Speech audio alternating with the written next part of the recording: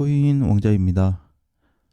자, 오늘 영상 내용은 호불호가 많이 갈릴 수 있기 때문에 반드시 얘기를 듣고 결정하셨으면 좋겠습니다. 제가 썸네일에도 남겼지만 강세장 선포라고 했잖아요. 그래서 거의 100%제 주관적인 생각이고, 그냥 내 생각이고, 외부 기사나 외부 심리, 투심 이런 거 다 포함시키지 않았습니다. 다 뺐어요.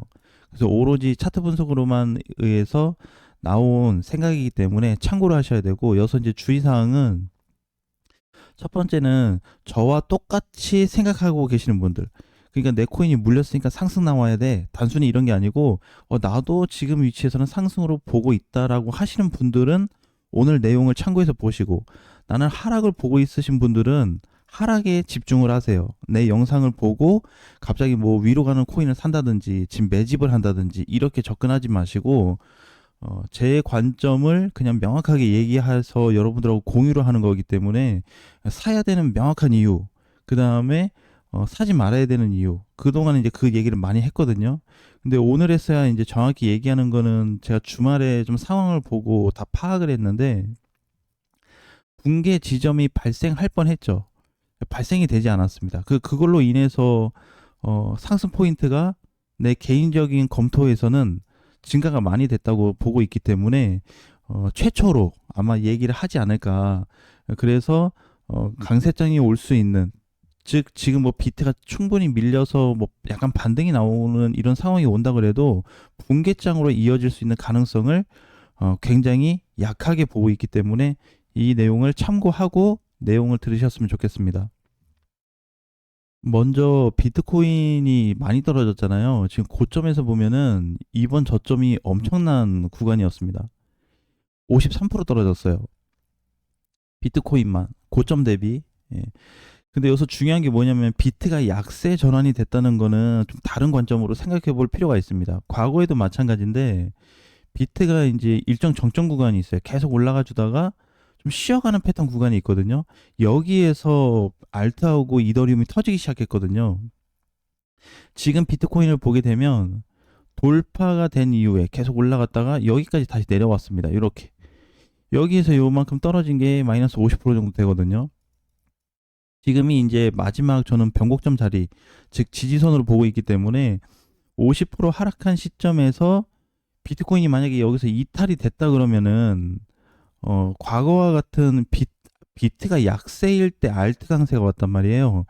그렇기 때문에 지금 자리가 깨졌으면은 사실 이거 얘기할 수가 없습니다. 근데 비트는 일단 정점 구간을 깨지지 않았고 전반적으로 약해진 상태에서 알트코인들에 대한 포지션이 좋아지고 있는데, 이번에 계산을 해봤더니 알트코인 쪽 수급이 굉장히 많이 증가했습니다. 자, 근데 우리가 이제 보는 건 이거예요. 자, 비트하고 만약에 알트 쪽하고 비교해서 본다 그러면 비트 쪽은 그냥 누가 보더라도 다 떨어지고 있습니다. 작년 9월부터. 그러니까 조정받고 하락받으면서 내려온 게 거의 한 7개월 정도 돼요. 알트코인들도 이제 같은 시점에서 분류해서 보게 되면 이미 작년 10월 정도에 바닥을 쳤습니다. 치고 약간 추가 하락 발생했어요. 자, 여기까지는 좀 비슷한 것 같아요. 그죠? 캔들 모양으로 봤을 때, 접근했을 때는 내용상 사실 크게 달라진 게 없습니다. 근데 중요한 건 뭐냐면 이제 수급 상황이에요. 수급 상황. 수급이 비트 쪽은 거의 없습니다.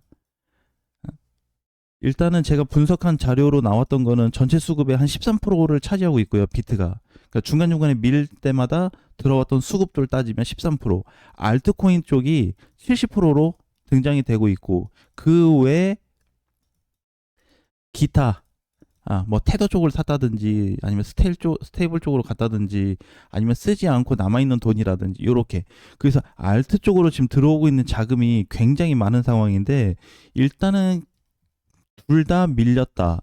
근데 수급 쪽은 알트 쪽이 더 들어왔다. 근데 지금 당장 큰 변화는 있다 없다? 없습니다. 왜냐면 70% 수급이 들어온 게 한쪽 코인에 집중해서 들어온 게 아니고 분산이 됐거든요. 비트 쪽이 아니고 분산이 됐는데, 전체 제가 보고 있는 국내 거래소 업비트를 기준으로 했을 때 약 40%에 가까운 코인들이 반응이 있었습니다. 그러니까 이쪽 알트가 살짝 올라갈 때 얘네가 반응을 했다는 게 아니고 이 정도의 자금 대비 바닥 대비 급등한 코인들이 약 40% 나왔어요. 거의 절반이 좀 안 되는 수준의 코인들이 상승이 많이 나왔습니다. 생각보다 엄청 나왔어요. 이게 지금 나온 게 딱 일주일 만에 나온 게 아니고 한 달 정도 간격을 뒀을 때 40% 정도로 집계가 됐습니다. 그러면 일단 수급 상황은 이렇게 만들어졌고 현재 자리에서 보게 되면 알트 상승, 그러니까 이제 비트하고 알트하고 계속 이제 싸움이 될 거예요. 이게 우리가 기존에 알고 있는 타이틀하고 좀 많이 달라질 겁니다. 제가 작년에 많이 얘기했던 게 앞으로 비트하고 알트 포지션이 달라질 수 있다는 얘기를 작년 연말부터 했던 것 같아요. 근데 그게 지금에 오면서 점차 벌어지고 있는 구조가 나타나고 있는데 사실 비트 같은 경우에는 이번 저항 돌파 후 눌림 자리까지 내려온 상태에서 전체 퍼센테이지가 단기 반등이 그냥 나오거나 자리를 방어해주는 역할을 해줄 것 같습니다. 반면에 알트코인들은 강세 주기에 이미 들어왔어요. 이게 첫 번째 사유가 뭐냐면 지수거든요. 지수가 어떻게 먼저 흘러갔냐에 따라서 반응이 일단 있고 두 번째는 이더리움 효과가 있는데 아직 이더리움은 큰 상승이 안 나오고 있어요. 그래서 이번에 이거를 체크할 수 있는 유력한 건데 제가 일단은 강세장으로 보고 있는 핵심 포인트가 뭐냐면 확률적인 부분으로 접근을 했습니다. 그러니까 이거예요. 비트가 지금 그 주봉에서 보게 되면 이게 많이 떨어졌잖아요. 거의 한 달 동안 떨어졌어요. 이렇게 주봉이니까 제가 그러면 이제 내가 검토했을 때 초기 여기 저항이라고 이제 못 간다고 명확하게 얘기를 했잖아요. 여기 못 뚫으면 밀리든 조정 나오든 어떻게든 될 거다. 진입을 할 수 없다라고 얘기를 했습니다. 근데 저점까지 다시 왔고 저점이 온 상태에서 이때 당시 고점 비율하고 현재 저점 비율하고 검토를 해봤는데 변동이 없습니다. 만약에 이때 당시 10이 나왔으면 지금도 똑같이 10이에요. 치수 자체가. 그래서 이 구간은 비트코인이 뭔가 전체 상승 비율이 올라갔다든지 아니면 상승 비율이 더 떨어졌다든지 그런 개념이 없습니다. 그러니까 지금 여기를 만약에 뚫고 이렇게 눌림이 나왔으면 새로운 영역에 조정받고 추가 상승 가능성이 아마 높아졌을 텐데 이것도 아니고 고점하고 그냥 밀렸고 비트 저점으로 계산했을 때는 붕괴는 없어요. 붕괴 없고 반등 나오는데 그렇다고 붕괴 확률이 높냐? 그것도 아닙니다. 그러니까 이 구간 안에서 놓을 때 큰 변화가 없어요. 사실 제가 개인적으로 분석한 그 비율 자체는 선반영이에요. 선반영. 얘가 미리 높아지거나 미리 낮아지는 걸 체크해서 후에 비트 방향이 어느 쪽으로 결정될 건지 이렇게 한번 예측을 하는 자료를 쓰고 있는데 그게 무조건 100%다 이렇게 볼 수는 없지만 이때 당시 하락을 강조했어도 어떻게 올라갔다 떨어졌기 때문에 이 정도의 상승은 나오지만 확률적으로 갈 수 없는 포인트다라고 얘기를 하는 겁니다. 그래서 지금 이제는 그 선반영이 된 상태에서 치수를 비교해 봤더니 비트코인 쪽은 거의 다 막혀 있다고 보시면 돼요. 그러니까 뭔가 이제 여러분들이 가장 걱정을 하는 게 야, 비트가 이번에 그 올려준 이 자리가 망가지면 어떡하냐. 지금 이 걱정이 사실 많으시잖아요. 여기 무너지면 알트 다 깨질 거다. 저도 그렇게 보고 있습니다. 여기 깨지면 알트 손상이 어마어마하게 심할 거예요. 근데 이번에 비트가 한 달 동안 빠지면서 비트 떨어졌고 알트 떨어졌고 지수 빠진 거에 비해서는 알트 쪽 전체로 따지면은 확률적으로 방어가 굉장히 높게 되고 있습니다. 굉장히 높아요. 그러니까 지금 비트하고 알트하고 따져서 그러는데 이제는 여기서 좀 원동력이 될 수 있는 이더리움이 반응할 시기가 왔습니다. 지금 이더하고 알트 쪽하고의 그 중소형 코인들이 있죠. 이 퍼센테이지가 똑같이 나와요, 거의. 근데 비트코인만 약세로 나오고 있습니다. 그러니까 비트가 앞으로는 뭐 세게 간다, 적게 간다 이런 개념이 아니고 제가 봤을 때는 비트코인 자체는 그냥 방어를 어느 정도 해주는 상태에서 방어를 어느 정도 해주는 상태에서 알트가 터질 가능성을 열어놓고 있다는 겁니다. 사실 어제 뭐 반등 나오고 지금 반등 나오고 있는 게 이게 별로 중요치는 않아요. 이게 반등이 3.4%뭐 장중에 4% 넘어가고 지금 3%고 이런데 사실 이거는 우리가 뭐 반등이 얼마 나오냐가 중요한 게 아니고 현재 자리가 무너질 뻔했는데 지켜줬어 안 지켜줬어 그것만 따질 수 있는 포인트예요. 비트코인 입장에서는. 그래서 오늘 내용의 전반적인 핵심은 사실 올라갈 알트코인들은 전체 범위로 따졌을 때 굉장히 많습니다. 하나하나 다 따져서 볼 수는 없겠지만 토탈로 봤을 때 전체로 봤을 때 상승 확률이 굉장히 높아진 상태예요. 그러니까 여기서 이제 좀 교차가 되는 부분이 뭐냐면 알트코인들은 이렇게 비트코인 따라서 떨어졌어요. 떨어져서 상태가 안 좋은데 상승 비율은 높아져 있는 상태고 투심 자체는 어떻게 망가졌습니다. 오늘도 공포 지수가 15%예요. 끝났습니다. 사람들이 별로 좋게 안 봐. 절대적으로.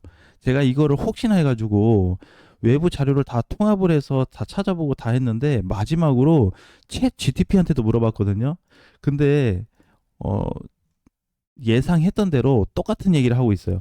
지금 이 구간에서 비트코인이 상승 나올 수 있는 가능성과 하락 나올 수 있는 가능성이 열려 있는데 어느 쪽이 더 높아라고 한다면 하락을 얘기하고 있고요.